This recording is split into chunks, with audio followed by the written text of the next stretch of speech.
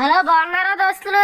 ఈరోజు మనం చెప్పబోతున్నది వడ్లమూరు దగ్గర ఉన్న మేము అలా బయటకు వెళ్తుంటే వడ్లమూరులో పిండి వంటలు చేస్తున్నారని తెలిసిందండి. మేము వెళ్తున్నామండి.